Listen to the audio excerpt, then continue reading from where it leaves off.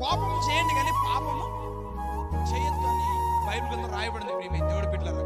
అయితే కొన్ని సందర్భాలలో కూడా ఎందుకు కోపపడొద్దు అని దేవుడు మనకి ముందుగా హెచ్చరిస్తా ఉన్నాడు, పాపం చేయొద్దని ఎందుకు హెచ్చరిస్తా ఉన్నాడు అంటే, మనం దేవుడిని నమ్ముకున్నప్పటికీ కూడా మన విశ్వాస జీవితంలో మనం ముందుకు వెళ్తున్నప్పటికీ కూడా మనకు ఎదురయ్యేటువంటి సమస్యలు, మనకి ఎదురయ్యేటువంటి ఇరుకులు, మనకి ఎదురయ్యేటువంటి ఆర్థిక సమస్యలు, మనకి ఎదురయ్యేటువంటి సమస్యలు కొన్ని మనల్ని పాపంలో పడేటట్టు చేస్తాయి.